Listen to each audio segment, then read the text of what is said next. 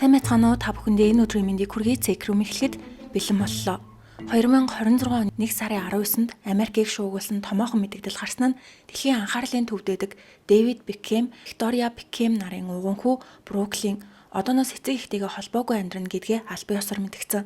Бруклин Инстаграмда 17 сая дагагчтай нөлөө бүхий хүү юм байна. Тэрээр өөрийн аккаунтад маш урт бичвэр нийтэлж гэр бүлийнхээ талаар ноцтой зүйлсийг ил болгосон. Тэр постондоо манай гэр бүлд Бекхэм гэдэг брэнд үргэлж нэгтээсэн. Олон нийтэд яаж харагдах, сурталчилгаа, имиж хамгийн чухал байлаа. Өөрөөр хэлэх юм бол эцэг эхийн маань олон 10 жилийн амьдрал яг л сайн найруулсан жүжиг шиг байсан. Тэдэнд бодит сэтгэл хөдлөл гэр бүл биш зөвхөн брендийн үн цэнэл чухал гэжээ. Гэр бүлийн хоорондох үйл ойлголцол хэдэн жилийн өмнөөс байсан ч энэ удаад бүх зүйлээ дэлгэсэн гэж хэлж болохоор бүр Бруклиний эхнэр Никола хүртэл хадам эцэг их нь ямар шудраг бус байсан талаар хэлсэн байна. Өнөөдөр бүгдээрээ Бруклиний ил болгосон зүйлс, Бруклин, Никола хоёр Бекхэмийн гэр бүлээс яг ямар дарамт авсан, мөн олон нийтэд тэр бүр ил гарч байгаагүй Бекхэмийн гэр бүлийн дотоод зөрчлүүдийн тухай ярилцах болно. 1999 онд Их Британий ард түмний хайр хүндэтгэлийг нэгэн зэрэг татсан алдар тос мэндэлсэн нь Дэвид, Виктория нар байлаа. Маш алдартай бас учраас танихгүй хүн ховрох. Дэвид Бекхэм Манчестер Юнайтед тоглодог Английн шигшээ багийн үндсэн тоглогч байсан.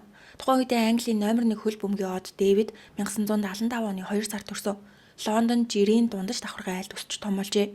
Ялангуяа аав нь Дэвидийг багаас нь жинхэнэ тамирчин болгоно гэд байнга хөл бөмбөгийн бэлтгэл хийлэгдэг гэжээ. Аав нь Манчестер Юнайтедийн үнэнч фэн байсан гинэ. Дэвид 11 настайдаа хүүхдийн хөл бөмбөгийн тэмцээнд MVP болсноор Манчестер руу орох том хаалга нэгдсэн. Ингээд 14 настайдаа Лондоны гэрээсээ явж Манчестер Юнайтедийн өсвөрийн багт элсэн ч эхэндээ бусад тоглогчдод сайн нийцдэггүй жээ.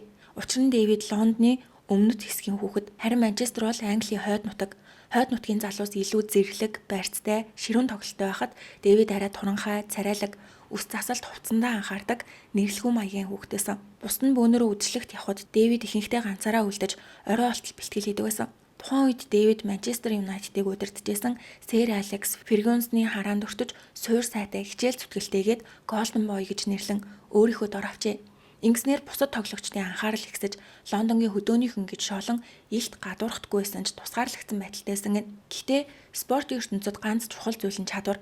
Дэвид 1993 оны 1 сард Манчестер Юнайтедтэй аль бие усаар гэрээ байгуулж түүний нэр хүнд улам өссөн. Харин түүнийг жинхэнэ од болгосон мөч нь 1996 оны 8 сарын 17-ны өдөр Премьер Лигийн нээлтийн тоглолт байсан. Тоглолтын үеэр Дэвид талбайн гоолд байхад эсрэг багийн хаалгач хэд урагшаа гарсныг анзаарч хагас талбайгаас шууд цогсон бөмбөгөнд гол орсон.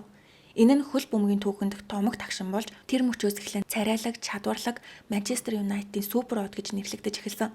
Тэгээд яг энэ оргил үеэр буюу 1997 онд 22 настай байхдаа Виктория Адамстай учирсан. Тэр бол тухайн үедээ дэлхийг шуугуулж исэн Spice Girls хамтлагийн гишүүн.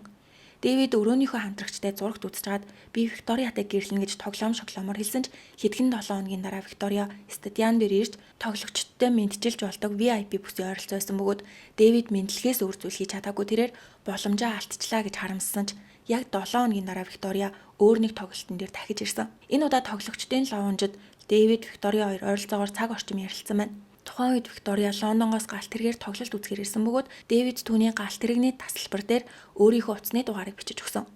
Яг энэ уулзалтаас эхлээд тэдний харилцаа бодтойгоор эхэлж хосууд болж сүултээ гэрэлсэн байна. Тэд танилцсанаас ердөө 1 жилийн дараа сүй тавьснаа зарлжээ. Сэтгүүлчид Викториягийн зүүсэн бөгчний талаар асуухад тэрээр ичээд бөгжөө нуух гэж оролддог бол Дэвид Викториягийн толгойг үнсэх тэр мөч нь маш алдартай зураг болж үлдсэн.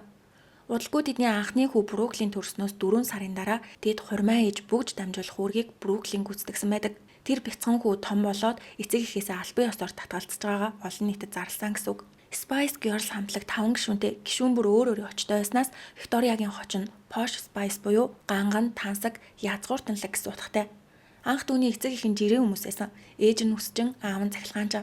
Баг багт нь бүр галтгооны хэрэгсэл хангалтгүй байсан тул ээж нь кемпийн жижиг пилетхэн дээр хоол идэг байсан гэдэг. Гэвтэл 1980-ад онд аав нь цахилгаан барааны бөөний худалдаа эхлүүлснээр бизнес нь маш амжилттай явж гэр бүл нь богино хугацаанд чинээлэг болж чадсан учраас Виктория дүүнрийнхээ хамт юугаарч тутахгүй өсчээ. Ингээд тэд гэрлэж Английн ард түмний хайр, анхаарлын төвд амьдарч эхлэх үед Виктория, Дэвид хоёр хамтдаа инфлюенсер маягийн үйл ажиллагаа хийж эхэлсэн. Виктория заавал өөрийн гэсэн бизнес хийнэ гэж төлөвлөж явдаг байсан бөгөөд хамгийн ихний шат нь нэр хүнд нөлөөгөө өсгөх. Аз таарч нөхөр нь хөл бөмбөгийн супер од, дээр нь царайлаг. Хоёулаа хамт гарч ирэх бүрд камер, олонний анхаарал бүгд тэдэн дээр тусна. Тэд ихэвчлэн фэшн шоу үзэж, рекламанд тоглон загвар өмснө. Ингэснээр Дэвид Бекхэм зөвхөн хөл бөмбөгөөрөө биш, гэр бүл, загвар, сурталчилгаа гэд олон чиглэлээр хүмүүсийн урд харагдаж, орлогонч тэнгэр татсан. Гэхдээ энэ бүхэн Фергюсон дасгалжуулагчид огт таалагдаагүй. Түүний баримтлагдаг зарчим нь ямар ч тоглогч багийнхаа дээр гарах ёсгүй. Өөрөөр хэлэх юм бол Дэвид Бекхэм хичнээн алдартай байсан ч баг, бэлтгэл, сахилга бат хамгийн түрүүнд ах ёстой. Урд нь шүнд үл болтол бэлтгэл хийдэг үнэнч тоглогч байсан ч гэрэлснээс хойш нэлээд өөрчлөгдсөн юм шиг санагдсан бол Дэвид би тоглолтоороо харуулнаа. Үр дүн нь сайн байвал боллоо гэж үзсэн. Гэрэлсний дараах 1999-өөс 2000 оны улиралд Манчестер Юнайтед Премьер Лигт төрүүлж 2 дугаар байранд орсон Арсеналаас 18 онооны илт даваа авраг болсон ч дасгалжуулагчид тоглолтын үр дүнгээс илүү бэлтгэлд хандах хандлага, суур сахилга баталж чухал байлаа. 2000 онд нэг ноцтой зүйл болсон нь Дэвидийн хүү Бруклийн өвдөж Дэвид дасгалжуулагчаа өнөөдөр бэлтгэлд очиж чадахгүй нэ хүүгээ асрах хэрэгтэй нэ гэж чөлөө авсан ч тэр орой Виктория Лондонд болсон фэшн шоунд оролцсон нь зурагт сонингоор цацагдаж үүнийг харсан дасгалжуулагч хэрвээ Виктория фэшн шоунд явалгүй гэртээ хүүхдээ асарсан бол Дэвид бэлтгэлдээ ирж болох байсан. Энэ гэр бүлд хөл бөмбөгнөөс илүү фэшн шоу чухал юм байна гэд бүр уралсан. Мэдээж хүүхдийг аав нь асарч болно. Гэхдээ хөл бөмбөгийн соёлд тоглогчдын хувьд хамгийн нэгдүгээрт бэлтгэл, тоглолт байдаг гэж үздэг. Харин Дэвидийн хувьд тийм биш юм шиг харагдсан нь дасгалжуулагчийг үнэхээр их урлуулсан. Энэ асуудлаас олж Дэвид албан ёсоор сахилгын шийтгэл авч 50,000 фунт стерлингийн торгууль төлсөн нь Дэвидийн 2-7 хоногийн цалинтай тэмцэх хэмжээ байсан. Ингээд болоогүй Лидс Юнайтедтэй хийх тоглолтоос Дэвидийг бүр мөсөн хассан. Дасгалжуулагч номондоо мөн ярилцлага өгтөө Дэвидийн талаар тэр гэрлэхээс өмнө огт асуудалтай тоглогч байгаагүй. Шүн дөлөөр хүртэл бэлтгэл хийдэг гайхалтай залуу тоглогч байсан. Харин гэрснийхээ дараа entertainment ертөнцтэй холбогдож асар том селебрити болсон. Ингэснээр хөл бөмбөг түүний амьдралын нэг жижиг хэсэг болж хувирсан гэдэг. Үүнийг дагаад хэвлэл мэдээллээр дарангуйлагч дасгалжуулагч тоглогчийн хувийн амьдралд хүртэл хяналт тавьж эрх мэдэлтэй хэд автсан байна. Одоо ямар зүүн билээ дээ. Дэвид Бекхэм бол зүгээр нэг хөл бөмбөгчин биш. Өөрөө нэг брэнд штэ. Яагаад ингэж хинах гээд байгаа юм бэ гэх мэт шүүмжлэл тасралтгүй гарч эхэлсэн. Үүнээс олж хэвлэл мэдээлэл Манчестер Юнайтедийн фанатууд хүртэл хоёр хуваагдаж, зарим нь Бекхэмийг, зарим нь дасгалжуулагчийг буруутгаж, уур амьсгал нэлээд тааг болсон. Тухайн үед дасгалжуулагч Дэвид хоёрын хооронд ноцтой зөрчил байгаа учраас Дэвид удахгүй Манчестер Юнайтедыг орхино гэсэн цуурхал газар авсан ч түүний гэрээ 2002 он хүртэл сунгагдсан байлаа. Гэвч эцэст нь Дэвидийг багаа орхиход хүргэсэн шийдвэрлэхний хэрэг гарсан нь алдарт хөл бөмбөгийн гутлын хэрэг. 2003 оны 2 сард Манчестер Юнайтед FA Cup-аас хасагдсан. Тоглолтын дараа Фергюсон дасгалжуулагч маш их уурлаж, хувцсайлах өрөөнд тоглогчдыг загнажахдаа уураа барьж чадлаггүй шалан дээр исэн хөл бөмбөгийн гутлыг өшгөлсөн нь Дэвидийн нүүрлөө нисэж очоод хөмсгөнийхэн дээр онож ойдол тавихаар болсон. Тэр өдөр дасгалжуулагч чин сэтгэлээсээ уучлалтгүйсэн ч гэмтлийг нуух боломжгүй байсан бөгөөд дараагийн тоглолтод Дэвидийн өмсөг ойдолтой гарч ирэхэд бүх зүйл ил болж уг явдлын дараа шилжилтийн тухай яриа улам бүр хүчтэй дэгцэн. Ингээд 2003 оны 100 Дэвид Бекхэм Испани Реал Мадридтэй 4 жилийн гэрээ байгуулж багаа орхижээ. Тухайн үед Дэвид Манчестерт хамгийн удаан тоглосон тоглогч байсан тул олон фэн харамссан. Реал руу явсныхаа дараа дасгалжуулагчтай шууд холбоогоо тасалсан тул маргаан зөрчил дахин гараагүйч албан ёсоор эвлэрсэн зүйлч байгаагүй.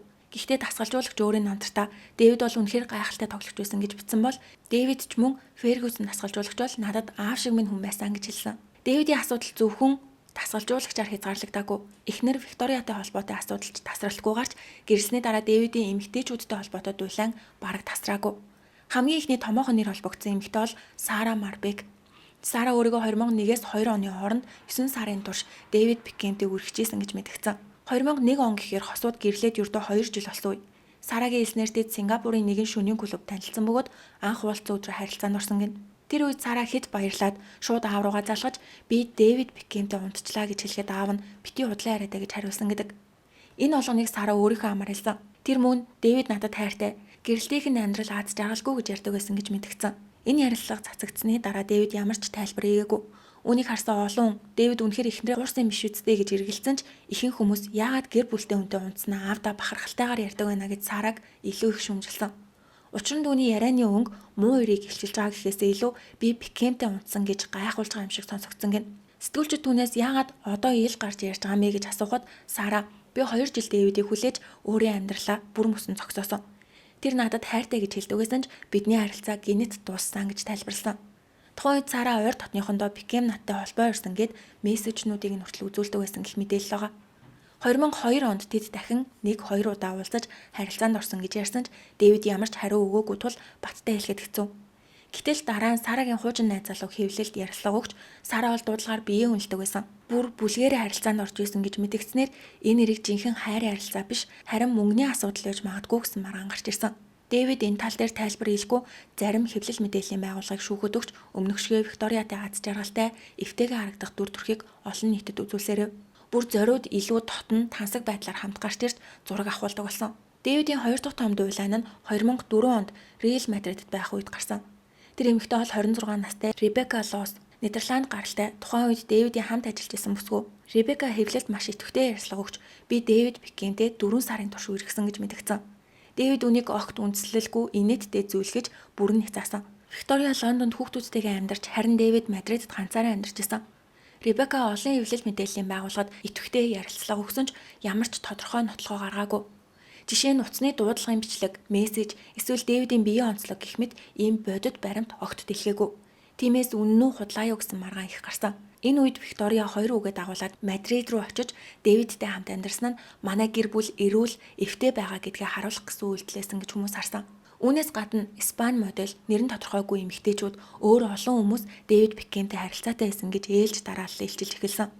Гэхдээ тэгэх болгонд хосууд улам дотн улам аз жаргалтай хүүхдүүдэд халамжилчгаад зураг дүр төрхийг хэвлэлд зориуд ил гаргадаг байв. Тиймээс хүмүүс тэд жинхэнэ хосууд биш зүгээр л бизнес, сурчилгаа, имижийн төлөө жүжиглээд байна гэж хардах болсон. Ийм зурхал олон жил үргэлжилсэн ч 2023 онд гарсан Netflix-ийн Бекхэм баримтат кинон дээр Виктория анх удаа тэр үе бол бидний хувьд үнэхээр хэцүү цаг хугацаа байсан гэж илэн талангүй хэлсэн байдаг. Үүнийг харсан хүмүүс Дэвидийн дуйлаанууд зүгээр нэг цуурхал байгаагүй мэнэ гэж дүгнэж эхэлсэн. Иймэрхүү дуйлаанд тасралтгүй гарч явах үед Виктория өөрийн брэндээ аль бие усаар эхлүүлж Парис, Нью-Йоркийн загварын 7 хоногт оролцсон тансаг эмэгтэй хувцас, даашинз, полто зэргийг үйлдвэрлэж эхэлжээ. Дараа нь гар зүнх өөр брэндүүд хүүхдийн хувцас гаргасан нь Бекхэмийн гэр бүл 4 хүүхэдтэй учраас маркетингийн хувьд төгс байсан. 2007 онд Бекхэмийн гэр бүлийн нийт хөрөнгө 112 сая фунт стерлинг хүрсэн. Гэхдээ тэдний бизнесүүд ихэнхдээ алдагдaltaй, сайн байлаач дөнгөж зарлага нөхдөг байв. Гол орлого нь Дэвид Бекхэм, Виктория Бекхэм гэдэг нэр нь. Өөрөөр хэлэх юм бол нэр нь брэнд болсон гэсэн үг. Тэд хаана ихтэй брэнд нээхэд очвол фэшн шоун дээр үзэгдвэл тэр нь өөрөө шууд сурчилгаа болдог. Гэхдээ энэ бас маш том орлогыг хүсвэрсэн нь Дэвид Бекхэм Реал Мадрид, LA Galaxy, AC Milan гэж тоглосоор 2013 онд зодог тайлсан. Харин LA Galaxy-тэй гэрээ их үедээ маш ухаалаг зүйл хийсэн нь гэрээндээ Интер Майами CF багийн хувьцааны тодорхой хувийг авна гэж оруулсан. Тухайн үед Интер Майами гэдэг баг бараг л үйл ажиллагаанд зогссон үн цэн багтайсан. Гэтэл 2020 оноос баг идэвхтэй ажиллаж 2023 онд Лионел Мессиг авчирснаар багийн үн цэн огцом өссөн. Ингэснээр Дэвид Бекхэм жинхэнэ утгаараа мөнгөн дээр суужээ. Тэд 4 хүүхэдтэй Бруклин, Ромео, Круз, бага охин Харпер. Бекхэм family гэдэг бол гоо үзэсгэлэн, эд баялаг, буйны үйл ажиллагаа гэд бүгдийг багтаасан бараг сайн сайхны бэлэг тэмдэг шиг ойлгогддог байв. Бүр өнгөрсөн жил Дэвид Бекхэм баатар цол хүрсэн. Англид одоо ч язгууртны тогтолцоо байдаг. Анх ажилчин ангийн гэр бүлээс гаралтай хүн язгууртны цол хүртэнэ гэдэг маш том зүйл гинэ. Тэгэхээр имижээрээ амьдардаг гэр бүлд харилцаа маш чухал. Гэтэл том өвөө Бруклин Бекхэм би эцэг эхтэйгээ ямар ч харилцаа үүсэхгүй зөвхөн өмгөөлөгчөөр дамжуулж харилцана гэж олон нийтийн өмнө ил тод зарлаж харилцаагаа тасалсан. Бруклин бол 1999 оны 3 сард төрсэн. Бага насаа Испани Мадрид, Америкийн нэгдсэн улсын Лос Анжелес хоёрын хооронд аавыгаа дагаж өнгөрүүлсэн.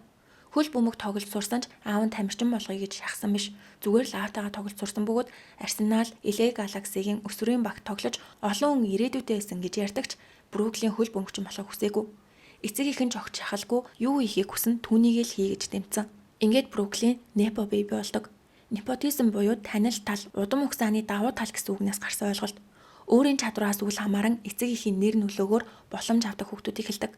2014 онд дөнгөж 14 настайдаа моделийн ажлаа эхлүүлэхэд ээж аавах нь асар их байсан болохоор Бруклин, Брюс Вебер, Ричард зэрэг дэлхийн нэртэй топ гэрэл зурагчдтай хамтран ажиллах боломж шууд нэгдсэн. Ингээд 2016 онд Бруклин 16 настайдаа Burberry-гийн сүрчигний компанид ажилд модель биш зурагчин маягаар зураг дарж оролцсон бол Дэвид, Виктория хоёр Instagram-да манай хүү Лондонд Burberry-гийн компанид ажилд оролцож байгаа гэж сурчилгаа хажуугаар Burberry-гийн аль бие усны аккаунт ч муу адил зарлаж энэ ажил вайрал болж эхэлсэн.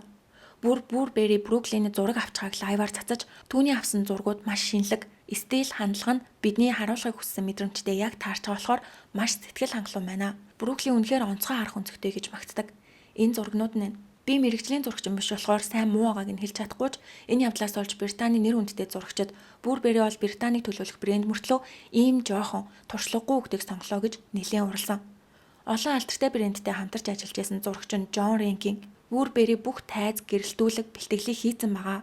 Бруклийн бол зүгээр л товч дарсан баг. Гэрэлтүүлэг, програм, камер, фотошоп юу ч мэдгүй гэж хэлсэн. Мөн загварын зурагчин Крис Флойд энэ бол гэрэл зургийн үн цэнийг унгаж байгаа хэрэг. Туршлагатай жингүүлэн ажилдаг мэрэгжилтнүүдийг үл хүндэтгсэн үйлдэл. Энэ бол цэвэр непотизм гэж шүмжилжээ.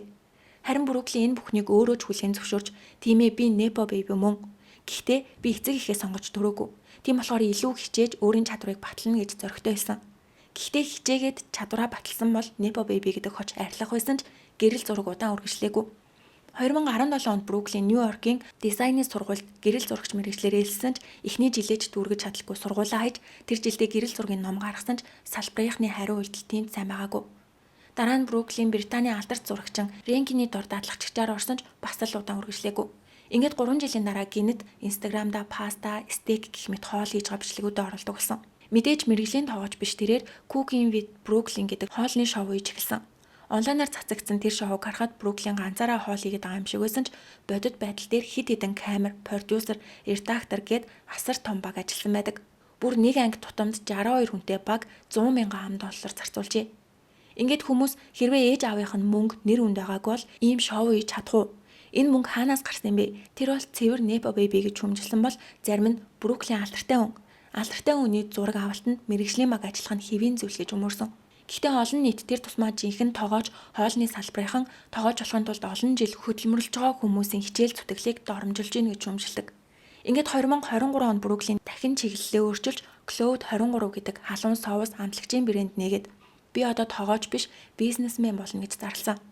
Бруклийн жороо өөрөө боловсруулж туршаад сав баглаа буудлын дизайныг хийж 3 жил бэлдсэн гэж хэлээд Cloud 23 нэрээр брэндээ албан ёсоор гаргахад мэдээж энэ үед ч бас Beckham-ийн гэр бүл бүхэлдээ гарч ирж сурталчилгаа хийсэн. Сонирхолтой нь 23 гэдэг тоо бол аав Дэвид Beckham-ийн Real Madrid-ийн үеийн өмсгөлийн дугаар нь юм байна. Маш бэлэгдэлтэй тоо.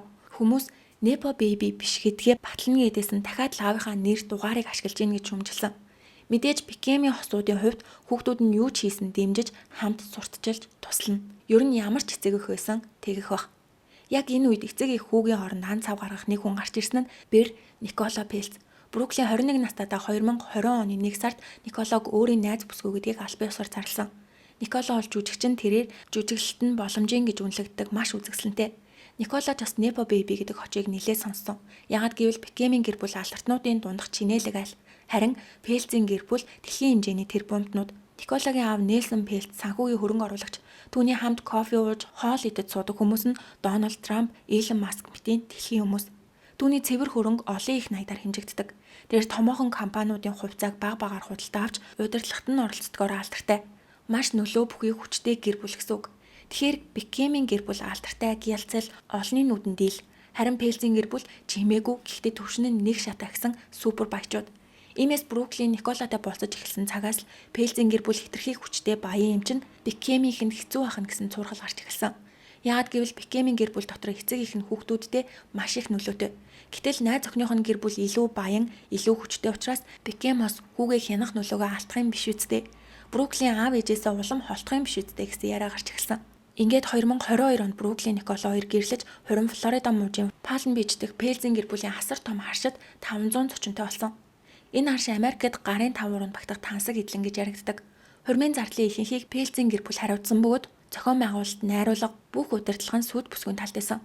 Ингээд Beckham-ийн ос хурмын голлох үргийг алдаж анх удаа спотлайтад биш хажууд нь үлдсэн мэдрэмж авсан. Мөн Виктория зочдын суудлын байрлал дээр хүртэл нэлээд эмзэг хандсан гэдэг. Николагийн талынхан Николагийн эмээ болон Бруклинийг багаас нь өсгсөн асрагч Сандра хоёрыг нэг ширээнд суулгах хүсэл тавьсан. Учир нь хоёулаа ганцаараа асрагч боловч гэр бүлтэй адил ойр дотн хүн гэж Бруклин Никола хоёр үзсэн. Гэтэл үүнийг Виктория ёс зүйгүй гэж үзээд дургуутсан бол дараагийн том маргаан нь хурмын даашинз. Анх Никола Викториягийн зохиосон хурмын даашинзыг өмсгөр төлөвлөжсэн. Ер нь ийм дизайнер гэр бүлд хадам ээж нь бэрдээ өөрөө хурмын даашинзыг нь хийж өгдөг уламжлал байдаг гинэ. Гэтэл хурмын өдөр Никола Валентиногийн даашин зөмсөж гарч ирсэн бөгөөд дараа нь ярилцлагадаа миний даашинзыг Валентиногийн креатив захирал Пирпаоло Бичолитэй 1 жилийн турш хамтран бүтээсэн. Би Ром дахь Төв обст нь 2 удаа очсон. Тэргүүлэх ойдлчноо нь Майамид 2 удаа ирж бүх деталийг нь хийсэн гэж ярьсан. Энэ яриаг сонссон олон хүн Николо өөрийнхөө гэр бүлийг илүү баян гэдгийг харуулж байна. Беккемийнхнийг үл тоож ийн гэж хүлээж авсан. Гэтэл саяхан Бруклин 4 жилийн дараа Инстаграмда мэдээлэл хийхдээ миний эцэг их хурмнаас өмнө одоо ч бидний харилцааг таслах гэж оролдож ирсэн. Николо ээжийн хийсэн даашинзыг өмсөхийг хүссэн ч хурмын яг өмнөхөн ээж хийж чадахгүй гэдгийг хэлсэн болохоор Николо сандарч өөр даашинз хайхаас зур аргагүй болсон гэж бичсэн. Энэ нь өмнөх ярилцлагатай зөрчилдөж байгаа. 1 жилийн турш хамтарч бүтээсэн гэжсэн бол одоо гинэт өөрчлөгдсөн гэдэг. Энэ тал дээр Виктория 2022 оны 8 сард өгсөн ярилцлаганда би Никологийн хурмын даашинзыг хийхийг үнэхээр хүссэн. Николаж өмсөхийг хүссэн. Гэтэ би түүний хүссэн загварыг хийх боломжгүйг ойлгож Николагийн ээж рүү залгаж хурмын даашинз хийж чадахгүй гэдгээ тайлбарласан гэдэг. Хамгийн том маргаан дагуулсан асуудал нь хурмын анхны бүжиг. Би хурим дээрээ анхны бүжгээ эхнэр Николатайгаа хийхийг хүссэн ч ээжтэй бүжгэлхээс зур аргагүй болсон. Тэр бүжиг зочдын нүд нь маш эвгүй харагдсан гэдэг. Бруклин анхны бүжгээ хийхээр Николог хүлээжэтэл ээж Викторианд гинэд тайзан дээр гарч ирээд тэр чухал мөчийг нь булааж авсан. Тэр бүжиг нь маш зохисгүй байсныг зочид ч бас анзаарсан гэж бичжээ. Энэ яриад игтгэхэд Spice Girls-ыг дуураас хитрхи сексуал бүжгийн мем цувралаар гарч Викторияг шоолох байдал үүссэн. Одоогийн байдлаар Виктория бүжгийн талаар ямар ч тайлбар хийгээгүй. Урд нь Беккемийн гэр бүл маргаантай үедээ чимээгүй ах тагтаг баримталдаг байсан ч тухайн үед хурмын DJ байсан Pet Tony хэвлэлд ярилцлага өгч тэр үеийн нөхцөл байдлыг тайлбарласан. Түүний хэлснээр хүлээн авалт эхлэхэд дуучин Марк Антони тайзан дээр дуулжгаад Бруклинийг тайзан дээр урьж Никола гарч ирээд анхны бүжиг эхлэнэ гэж хүлээжэтэл гинэд Марк Антони энд байгаа хамгийн үзэсгэлэнтэй эмэгтэй Викторияг тайзан дээр гарч ирэхийг хүсэж байна гэж хэлсэн. Энэ үед зочид хамгийн үзэсгэлэнтэй эмэгтэй гэдэг чинь сүйд бүсгүй Никола биш юм уу гэж цочорджээ.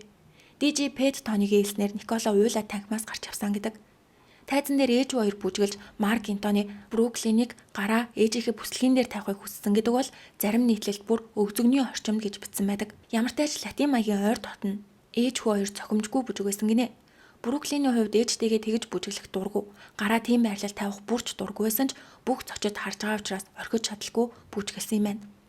DJ Pet Tony энэ бүжиг зохисгүй байсан хэсэг нь Бруклин яаж мэдэрснээс л хамаарна гэдэг. Виктория энэ талаар одоо хүртэл ямар ч тайлбар хийгээгүй. Эхэндээ олон нийт энэ бүхний буруутан нь Марк Антони ямар ч хэрэггүй микрофоноор ярьж айл гэр өмүүлсэн гэх хандлагатай байсан бөгөөд Бруклин эцэг эхтэйгээ муудалцахад олон нийт өөрөө юу ч хийж чадахгүй аав ээжийнхээ нэр мөнгөөр өдөө хүртэл явсан байж яаж ингэж хандж чаддаг байна. Удахгүй мөнгөнд дуусгаар аав ээж рүүгээ очино гэж шоолж исэн ч 2026 оны 1 сарын 19-нд Бруклин Инстаграмда 6 удаа урт мэдээлэл нийтлснээр олон нийтийн хандлага Бруклиний тал руу шилжсэн. Тэр мэдээлэл даашинзны асуудал анхны бүжгийн хэрэг бүгд багтсан. Гэхдээ мэдээллийн гол санаа нь би Nepo Baby гэж дуудуулж бүхнийг эцэг эхийнхээ ачаар эдэлж гин гэж боддог байсан. Гэтэл үнэндээ би Беккемийн гэр бүлээс холдохыг хүсдэг байсан. Бүх амьдралын минь турш аав ээж гэр бүлийн түүхийг хэвлэлээр дамжуулж байнга хянаж ирсэн. Ямар нэг асуудал гарвал медиа тоглолт хийдэг. Учир нь Беккем гэдэг брэнд хамгийн чухал. Манай гэр бүлд сурчилгаа, имиж, олон нийтэд харагдах байдал үргэлж нэгдүгээрт байсан. Манай амьдрал бүхэлдээ зохиомл гэр бүлийн хайр гэдэг нь бидний хувьд хамгаалж, халамжилж, дотн байх биш. Харин SNS-д хэр олон пост оруулах вэ? Зураг авуулж амжих уу гэдгээр хинжигддэг байсан. Би багасаа л төгс гэр бүл гэсэн төрхийг харуулахын тулд загварын шоу, үдшилэг, хэвлэлийн хуваар гэд бүгдд нь оролцож ирсэн. Ингэж байнгын хяналт дарамтанд амьдарч исэн би Николог таньснаар анх удаа өөрийгөө олж харж гэр бүлээсээ жоохон олдоход айдас минь алга болсон. Гэрэлсний дараа би илүү тайван, илүү тогтвортой болсон. Эцэг их маань өөртөө ил гарч ярихгүй ч Николог намайг хянжин гэсэн яриаг хэвлэл тараасан. Бүр дүүнраар намайг үзэн ядуулж тэд нэг л мэтгэд бүгд намайг блоклсон. Бас ээж санаатайгаар намайг их нэртэй маань эвгүй байдалд оруулахын тулд миний өмнө нь үргэлжтэйсэн эмэгтэйчүүдийг байнга гэр бүлийн хүрээнд оруулж ирдэг байсан гэдэг. Албан ёсоор батлагдаагүй яриач Бруклиний дүү Ромео, DJ Ким Тёрнбултэй үерхэж байгаа. Ким нь Бруклиний хуучин найз зүсгүй байсан гэсэн яриа байдаг. Хэрвээ энэ нь үнэн бол Беккемийн гэр бүл Бруклин Николо хоёрт эвгүй байгааг мэдсээрэж Кимийг гэр бүлийн арга хэмжээнд байнга урьдаг байсан гэсэн үг. Мөн 2025 оны 5 сард Дэвид Беккемийн 50 насны төрсөн өдөр болж Бруклин аавтайгаа уулзахаар Лондон руу очсон ч татгалцсан. Бруклин бүтэн 7 хоногийн турш зочид буудалтаа хүлээсэн бөгөөд ямар ч нэмэр байгаагүй. Дараа нь аав Дэвид нь холбоо орж хоёулаа гэр бүлээрээ сууж ярилцах гэж биш, харин камер олон зочин байгаа төрсөн өдрийн үдшилэг дээр л уулзна. Гэхдээ нэг нөхцөлтэй Николог авч ирэхгүй гэжээ. Тэгвэл Дэвид Бекхэм Бэртэйгээ ямар харилцаатай байсан болоод 50 насны төрсөн өдөртөө урайгүй бол үүний дараа Бекхэм хос LA-д ирсэн ч Бруклинтэй бас л уулзаагүй тул Бруклин тесэрт Инстаграмда бүхнийг дэлгэжээ. Мэдээллийн гол агуулга нь Бекхэм гэдэг брендийн имижийг хамгаалахын тулд эцэг их нь хэвлэлээр тоглож, худлаа ярьж, намайг хянаж ирсэн гэдэг байлаа. Тэгвэл Бекхэм брэнд гэж яг юу юм бол? Бекхэмийн гэр бүлийн бүх гишүүдийн нэр барааны тэмдэгт буюу трейдмаркаар бүртгэгдсэн. Ялангуяа Дэвид, Виктория хоёрын нэрийн үнц нь асар өндөр. Мөн Бруклин, Ромео, Круз, Харпер гэд бүх хүүхдүүдийн нэрс брендийн эрэхтэй. Өөрөөр хэлэх юм бол хинч Бекхэмийн хүүхдүүдийн нэрийг ашиглаж бүтээгдэхүүн зарах эрхгүй. Зөвхөн Бекхэм гэдэг ерөнхий нэрийг л ашиглаж болдог. Хүүхдүүдийн нэрийг 2016 оны Виктория бүртгүүлсэн бөгөөд тухайн үед тэд насан туршиггүйсэн. Анх эдгээр ирэх нь 2026 оны 12 сард дуусах ёстой байсан ч Бруклиний гэрлэхээс хэдхэн 7 хоногийн өмнө Виктория түүнийг дуудаж нэг баримт бичиг дээр гарын үсэг зурхыг шаардсан байна. Яг ямар баримт бичиг гэдгийг тодорхойлоогүй ч Бруклин Бекхэм брендийн эрэхтэй холбоотой гэрээсэн гин. Бруклин дотроо эн чинь миний нэр, миний ирээдүй. Би одоо гэр бүлтэй болж хүүхэдтэй ч болж магадгүй гэж бодоод гарын үсэг зураагүй. Энэ үед эцэг их нь Бруклинийг мөнгөөр ятгах, дарамтлах гэж оролцсон ч татгалцсан байна. Тэр цагаас хойш Бруклинтэй харьцах хандлага нь өөрчлөгдөж, уулзахаа ойлоод, зайгаа барьж, бүр дүүнраар нь блоклуулсан бөгөөд хэвлэлээр дамжуулж Николаг муухай харагдуулахыг оролцсон гэж Бруклин мэдгдсэн. Мэдээж Бекхэмос албан ёсоор тайлбар хийгээгүй тул энэ бүхэн үнийн эсхийг яг таг хэлэх боломжгүй. Гэхдээ маш тодорхой нарийн мэдээллүүд байгаа учраас олон нийтийн ихэнх нь Бруклиний талд зогсож байгаа юм байна. Дэвид Бекхэм Бруклинийг Инстаграмда мэдээлэл хийсний маргааш Дэвис формын үеэр CNBC-гийн нэвтрүүлэгт оролцсон. Урьдчилан төлөвлөсөн ярилцлага байсан юм байна. Сэтгүүлч түүнээс өсвөр насныхны интернет ашиглахын сэтгцэн эрүүл мэндэд ямар эрсдэлтэй вэ гэж асуухад Дэвид хүүхдүүд алдаа гаргадаг. Гэхдээ заримдаа гаргасан алдааг нь зүгээр орхих хэрэгтэй гэж хэлсэн нь Бруклин хандаж яг одоо чи алдаа гаргаж ийн гэж олон нийтийн өмнө хэлсэнтэй адилхан гэж хүмүүс үзэж байгаа. Гэхдээ нэг сонин зүйл нь Дэвид хүүхдүүд гэдэг үгийг ашигласан. Харин Бруклин 26 настай гэрэлсэн. Аль хэдийнэ насанд хүрсэн. Одоогоор Бруклин өмгөөлөгчөөр дамжуулж гэр бүлийнхэнтэйгээ харьцна гэж мэдгдсэн байна. Эцэг их нь мэдээж хүүгээ сайн өсгөж санхүүгээр дэмжсэн талархах зүйл их байгаа. Тийм байлаа гэд хүн гэр бүлтэй болж бие даасан амьдрал эхлүүлсэн бол түүний үзэл бодол, түүний нэр хүнд, эрхийг нь хүндэтгэх ёстой байх. Зарим эцэг эхчүүд бэр хүргэнтэй болсноо өөртөөх нь гэр бүлд хэлж гин гэж ойлгодог гинэ. Гэтэл энэ нь эцэг эхийн гэр бүлд хэлэх биш, харин хүүхэд бие дааж тусдаа гэр бүл болж байгаа зүйл. Тэгэхээр миний хүүхэд өөрийн гэсэн гэр бүлтэй боллоо гэж хүлээн зөвшөөрөөд зөв зайнаас хүндэтгэлтэй харилцах нь гэр бүлийн эрүүл харилцаа. Та бүхэн энэ талаар юу гэж бодож байгаагаа комент хэсэгт бичээрэй. Бичлэг маань таалагдсан бол сувгтаа лайк болон subscribe дарахаа бити мартаарай. Дараагийн бичлэгээр уулзлаа. Түр баяртай.